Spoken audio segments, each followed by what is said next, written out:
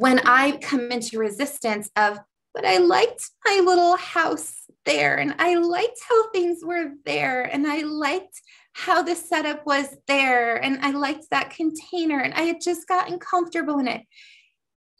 It's like the Galactus came in so clearly and said, what you liked about it, that feeling that you loved about it, you can have that here in an even more amplified, upgraded manner, because that's what we brought you here for.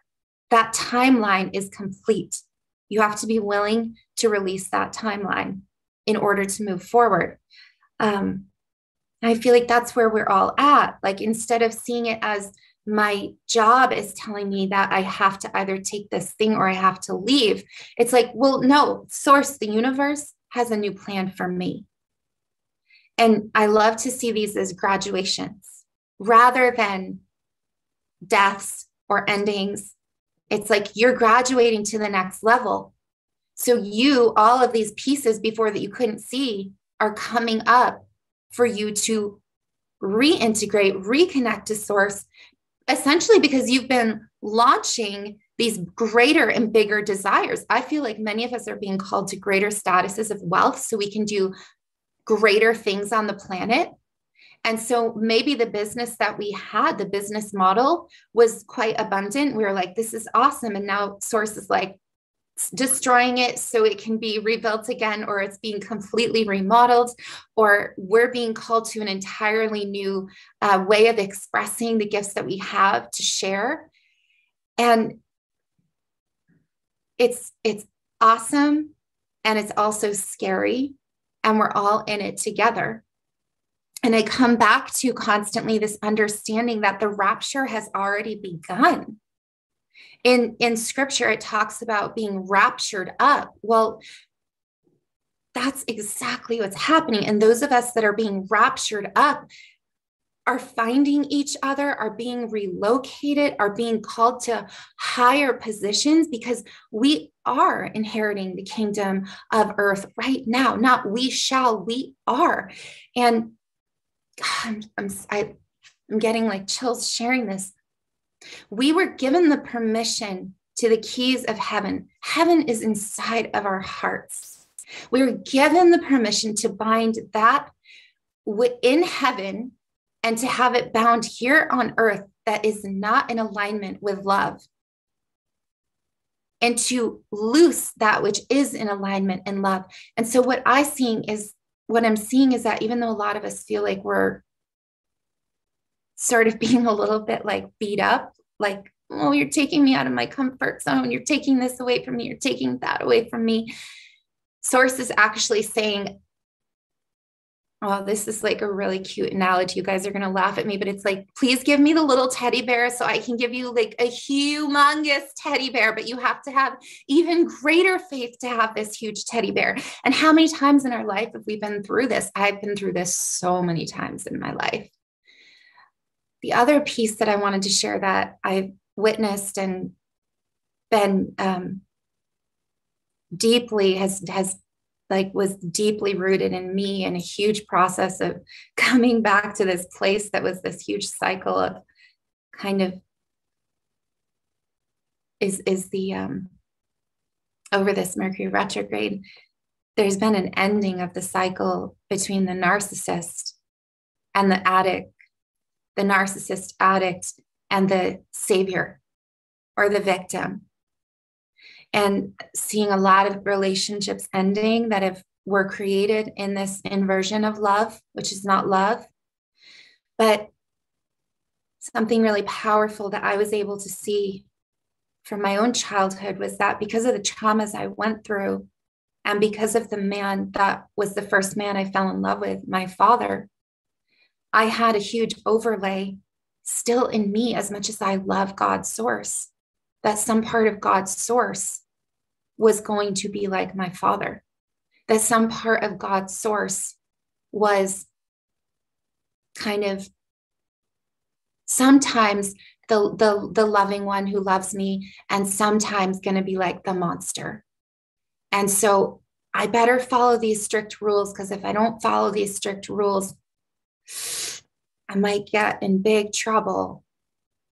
So that's been a really deep healing for me, because as a result of it, I was still having a lot of male reflections in this new place show up that were the exact reflection of the narcissist addict. And then I got to go into my own lifetimes and see the lifetimes in my own masculine that I've been the narcissist. And I just really right now realize that anything showing up outside of us, whether in feminine or masculine form, is showing up to show us what we still need to do work on within ourselves. And that can be really humbling and really vulnerable, but that is where we are at, all of us right now. We have to keep doing the work. And also, as we do the work as star seeds, we're doing the work for the entire collective. As we are healing it in our DNA and reconnecting it to source energy, we're working interdimensionally through the quantum field, because that's what DNA work does. And there is no junk DNA. And as we are allowing our DNA to activate into the Christed codes, we're affecting the DNA for all of humanity. When you heal that within you, you heal it for your ancestors, you heal it for the collective. So those of us that have really high starseed positions and are seated high in the royal places already, guess what? We are being given the hardest pieces, because we are the ones who can do this. So in a way, when it shows up, we have to be like, yes, I have been chosen for this. Everything I need is in me for this.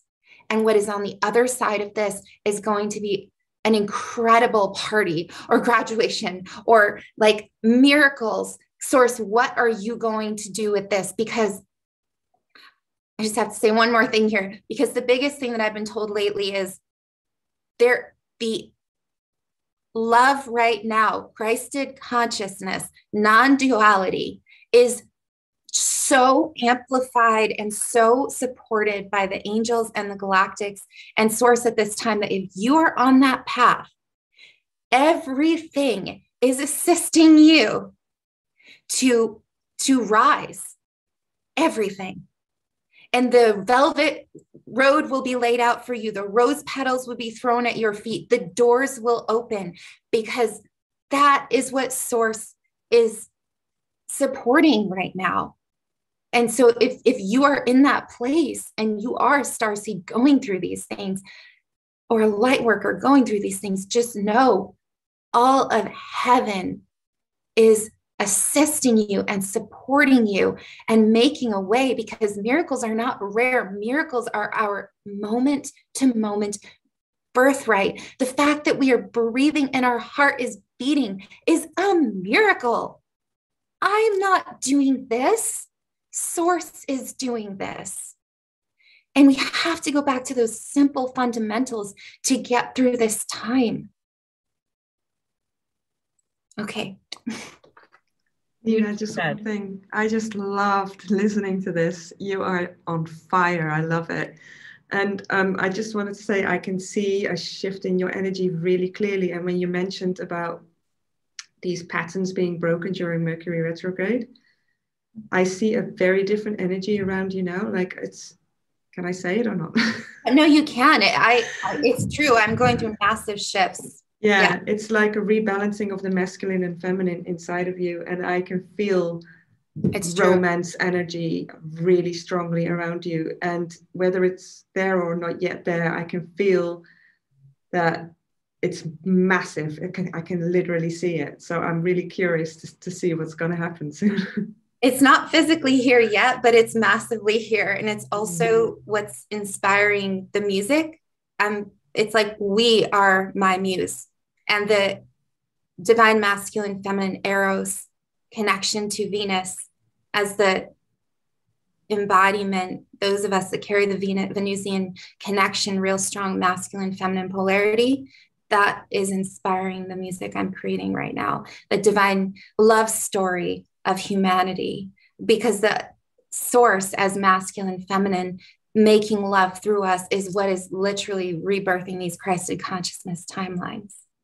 Thank you for sharing that. Yeah, you too. Reflection means a lot to me. It was beautiful. It's funny, the cute metaphor that you used with the teddy bear. Yeah. It's so funny because the picture they showed me is kind of like I'm in a sandbox as a little 2-year-old, and my higher self comes and like takes the little Tonka toy out of my hand. It's kind of like, come on, you got to let that go. It's time to be led forward, led away, which is, I thought was really sweet. Oh. And also you talked about the keys to the kingdom. So a couple of comments.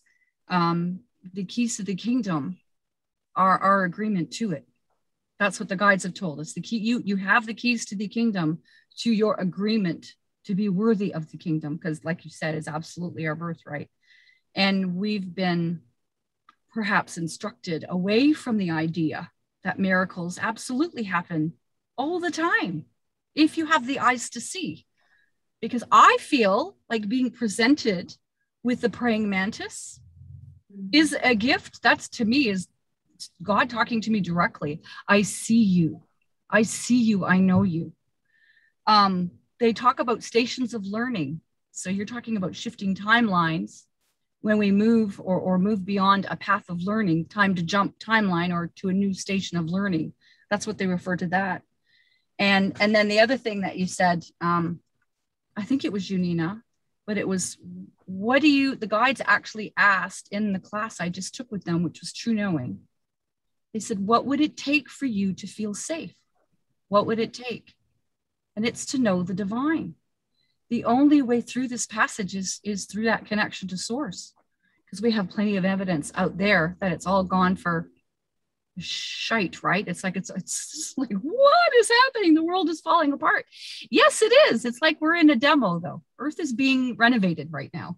We're watching it collapse, and we're watching it be right. It's kind of like a reno, and when you look at a reno in the middle of it, it's, oh my bloody hell, this is an absolute mess, right? There's stuff everywhere, things are overturned.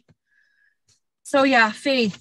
And then I think Chrissy, you had said something too, but I didn't make a note of it, so I wanted to comment on that. But no doubt I've said everything that feels need to be said. But yeah, it's a pretty amazing time to be alive. Go ahead. It's great that the one thing we all seem to have strongly in common is that we all see what's going on and what's going to be happening.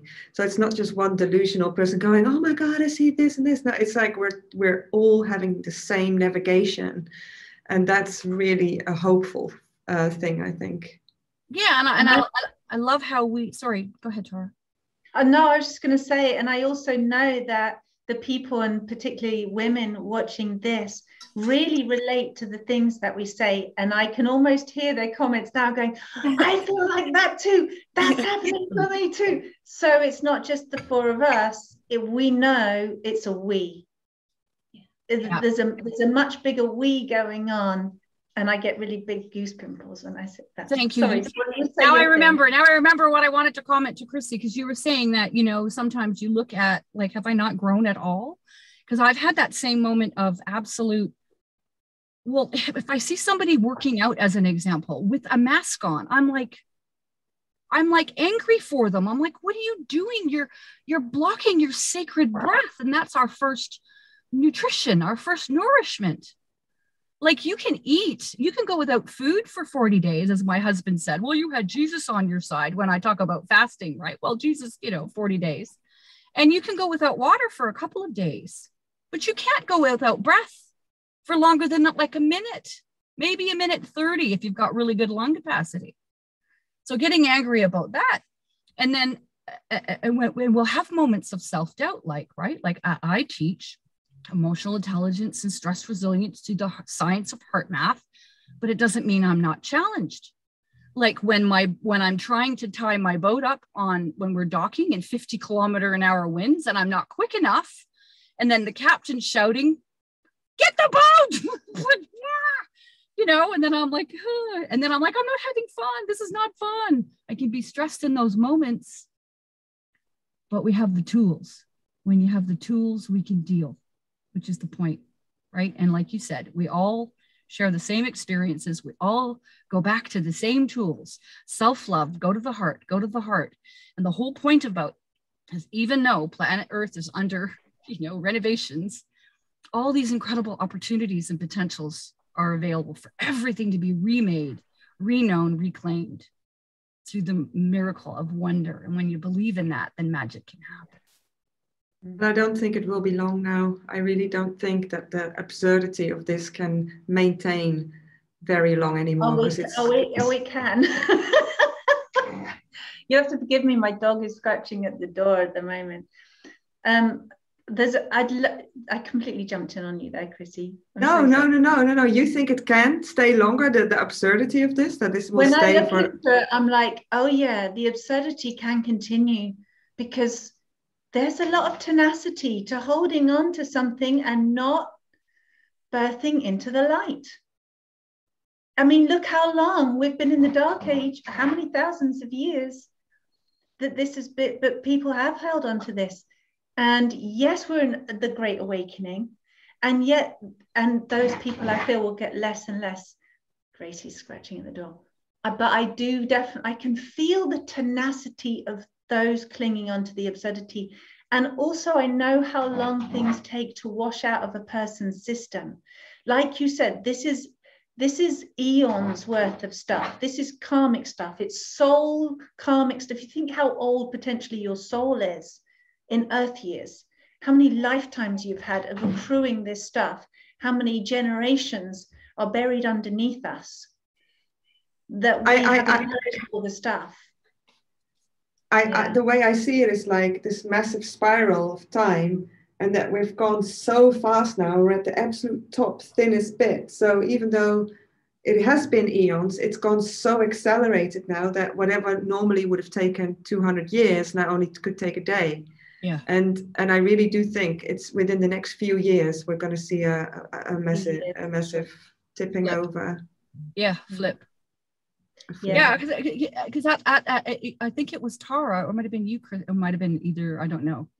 One beautiful sister on this talk said this, and I know it wasn't me, but we have decided, so the soul, the higher selves of humanity as a collective have decided we cannot go on this way. So anybody that sees any of the shenanigans in the external that look like more control, more limitation, it won't stick, because it does not support humanity's liberation. It won't stick. But you're right, Chris, Tara, you're right. They've got, like, if I'm taking you, you can take everybody down with them kind of thing. They don't care, right? But that's not the full picture. That's not the whole part. Yes, I know that there's a tenacity, and I can look several years ahead and go, yeah, they're still tenacious. And of course, that tenacity has to weaken over time because it's not sustainable. And the Great Awakening is happening. And Nina, when you were talking, it was really reminding me of the interviews that I've seen on Project Camelot with Kerry Cassidy, with people who are whistleblowing on Project Looking Glass. Have you guys seen any of those videos? Yeah. Really awesome stuff. I mean, I remember my dad telling me about this. Oh my goodness, I don't know. I don't even know how long ago, 20 years ago or something, easily, more than 20 years ago. You know that movie Contact with Jodie Foster, where they have the big spinny time machine and they can manipulate time and timelines. And so anyway, this stuff is really real. So if you haven't heard about Project Looking Glass, guys, go look it up, and go look at Kerry Cassidy's Project Camelot videos. I don't think you'll find her on YouTube anymore. I think she's been kicked off.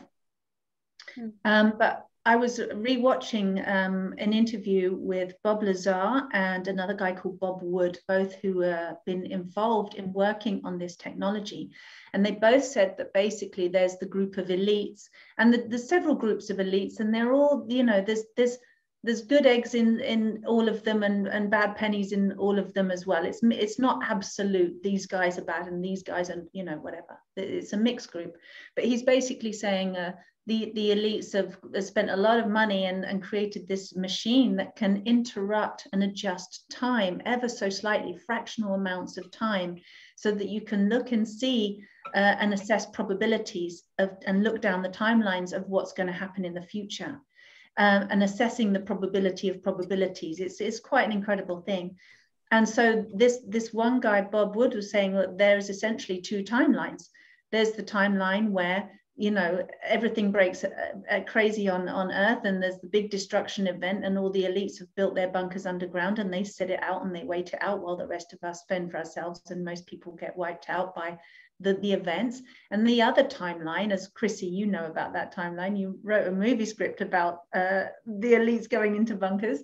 And then the other timeline is, of course, the Great Awakening. And these are not spiritual guys. These are like military guys, scientist guys. And they're talking about, I can only describe it as the Great Awakening.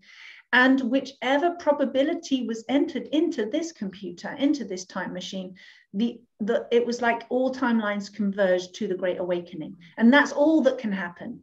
Past 2012, they freaked out around 21st of December 2012. It was like, that was the point where all timelines converge and there is only one outcome. And he said, imagine if you've got two people playing a game of chess, like master chess players, and one of the players is going to be in checkmate in 7 moves. And the other players, obviously, he's going to put that person in checkmate in 7 moves. So he's won. But this person can still long it out. He can still, like, he's lost the game, but he can draw that out and long it out and take and be distracting and create, chaos. But ultimately, it's still that timeline. It's still the Great Awakening. That's where oh, sorry, go ahead. Please continue. I just wanted to jump in and add something. Oh, no, please go ahead. I wanted to kind of get everything out because then I have to jump off. I've got to be on another call, but I wanted to. No, we have to remember that source will use every opportunity. So even though they may be delaying the chess game, right? Because when I was talking with someone else, like the picture they show me now, the boomerang, it's not a little boomerang. This boomerang is bigger than a car. Is kind of what comes right back. So no matter what they do, source will use that opportunity to further the agenda of humanity's liberation. That is we have to remember that no matter what, because there's nothing outside of source, and source only sees God. God sees God. God doesn't see this naughty little human being been doing things with their little 3D ego. God sees God, witnesses in its perfection and beauty, is reclaimed, renowned. And then what happens to that individual beyond that is what I call nunya business. Right? Our business is our if everybody could pay attention to their own backyard and own stuff, we would move forward so much faster. That's the key. Self-awareness, self-consciousness, self-love. And it's true that boomerang is enormous, because whatever you put out there, you're going to get it right back at you. Yeah. Like, because all roads lead back home. All roads lead to source. All roads lead to the Great Awakening. And I'm really glad you said that as well, Paula, because I did a whole video on this the other day. A lot of people that I'm hearing are still putting power in energies, entities, labeled beings outside of themselves. This entity, big G, big J, names, this person will save me, this being will save me. And I'm like, source energy, which is everything, which is also in the heart of us, that is us, doesn't say, oh, I'm going to be on the side of the good guys or the side of the bad guys. It doesn't say, like you said, you're a naughty boy, I'm not going to be on your side, I'm not going to help you. We've seen people for thousands of years praying to their big gods that they will win their war and that the other side will lose their war. And it's been a battle of whose god is the most powerful to win the war, to win the battles. And I really feel it's time that every single one of us totally reclaimed that power of absolute unconditionality, the unconditional love of source, the unconditional love that we are as the ultimate power that doesn't choose a side, that doesn't say, oh, I'm on a winning side or not on a winning side, because you're still in duality, and duality is merged in that unity in the heart of unconditional love. And that it's not really, I don't really think of it as winning or losing. I don't see this as a battle, except a battle with your own self, a battle with your own mind and your own concepts. And whether you choose to engage in that light and dark battle in your own mind, or whether you just drop in and make peace in your heart and just be in peace with everything that comes up. Just find peace with everything. Just love everything and find peace with it. Yeah, and what you said about the narcissism, Paul, Nina, was really, I've experienced exactly the same as that in the last 2 months, ending narcissism victim patterns. And I just want to say one more thing, because this whole trip has been reminding me of something that I read about in The Secrets of the Flower of Life, but with Melchizedek Drumvalo. Have you read that book? It's absolutely great book. Yeah, absolutely incredible. He's written two amazing books.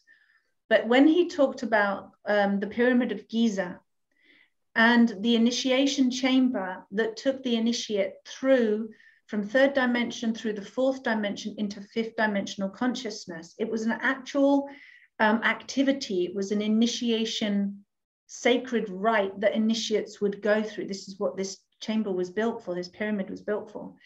And the initiate would go in complete darkness, knowing that they had to get through a huge tank of crocodiles, hungry crocodiles. And they had to swim. This was their task, to swim through this tank in the dark to get out the other side. And if they made it out the other side, they passed the initiation.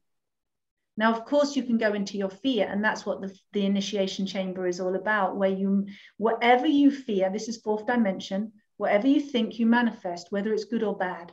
So whether you have a fear, you will manifest your fear and you will make that fear true. So the trick to this, if you like, was that instead of trying to see through the darkness and see where the crocodiles were and navigating on survival, it was to totally drop into the heart, drop into the inner light, and be guided by the inner light, be guided by the inner tuition, and feel the way, because you can't see. And this is really like the world right now. There is crocodiles, there is darkness, there's people out to get you, right? It's crazy. How are you going to get through this? It's like, how am I going to get through? And I can't see the way. I don't know the way. Everything's going to pieces. And it's to just feel the way, feel through, follow the feeling. And what actually there was a real thing was this: once you felt the way through as this initiate, you would find that there was actually a secret little passage. This was all underwater, by the way. They had to swim through the darkness. There was a little passage that took them around the crocodiles. And yeah, but you couldn't see it from the outside. You only felt it when you were in it, and you could feel that, and it was totally safe. But the mind didn't know that. The mind still thinks it's in the pit, in the swamp of crocodiles.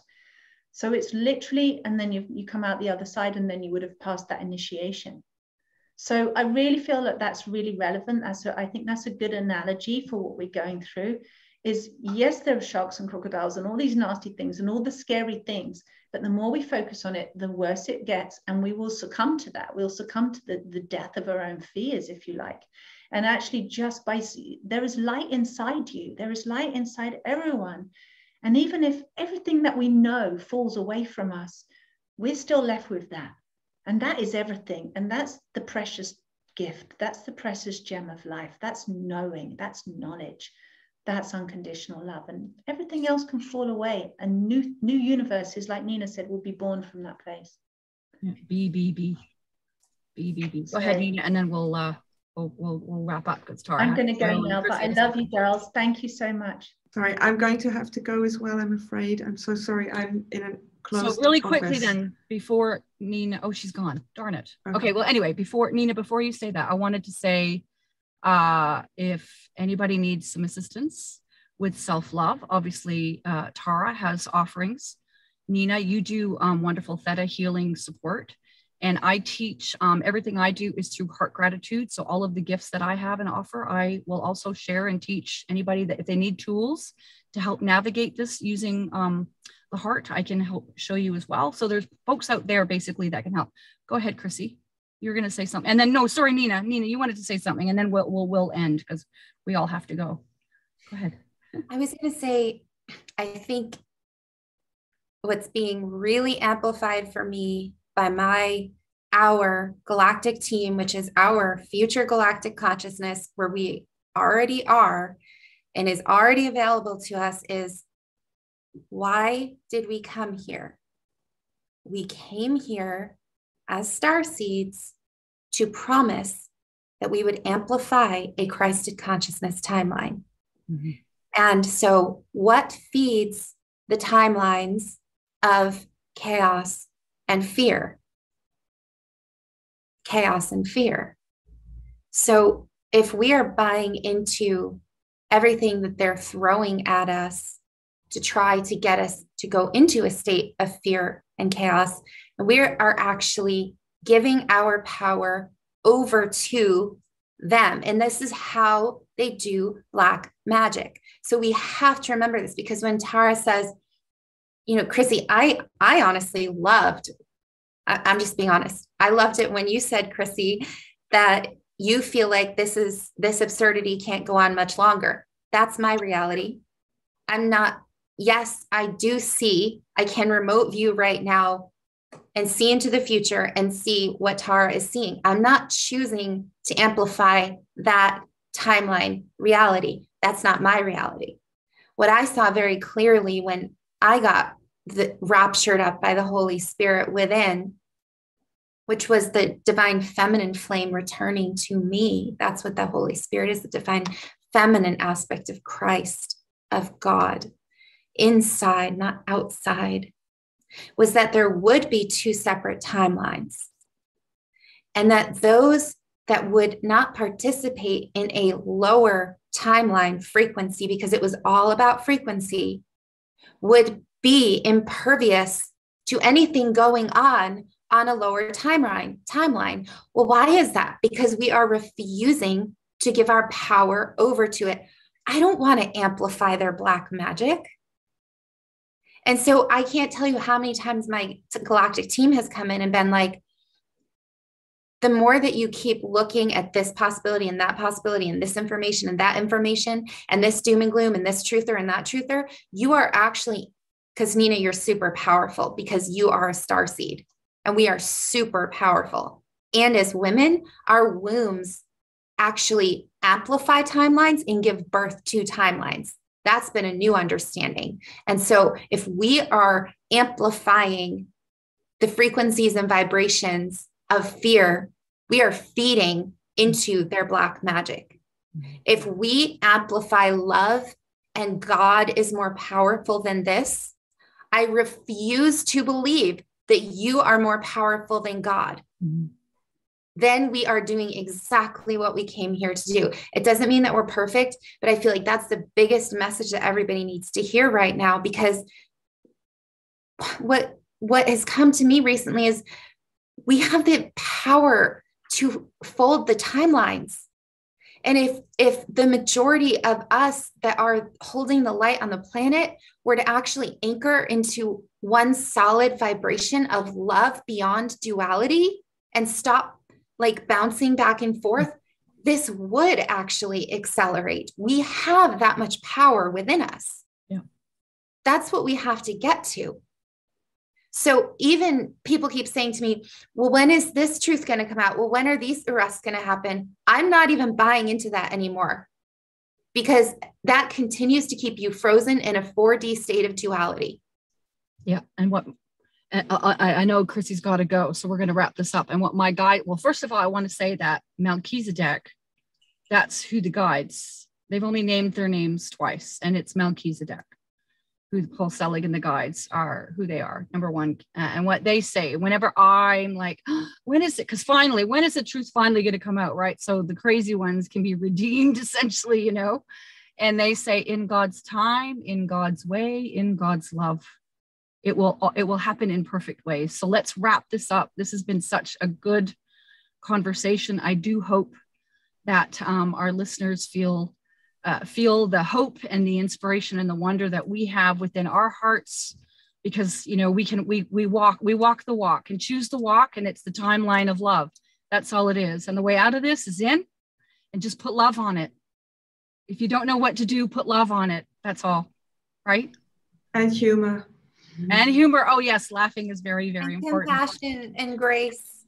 Yeah, exactly. All right, my lovelies. I'm going to stop recording now. Thank you, everybody, for listening, and we'll be back with you very soon. Paula, can I say one thing before I stop recording? Yeah, please. Yeah. Go ahead. I'm putting out a ton of sound frequencies to the world right now. They're free. They're on YouTube. They will really help people raise their vibration because the frequencies are so necessary right now. So just everybody, please go and listen to those, because there's so much coded in those to assist others who are, breaking up that matrix and that programming. So I just wanted to share that. All right, and I'll make sure that I have the link for folks to find that at the end of the video. So thank you, everybody. God bless you. Stay in your hearts and just breathe. Just breathe. I'm going to stop recording.